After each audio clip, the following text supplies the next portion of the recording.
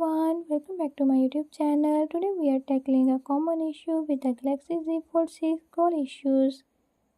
In this video, I'm gonna tell you how to fix this issue. But before we get started, make sure to subscribe and hit that notification bell so you never miss out on new videos and stay updated. Let's get started.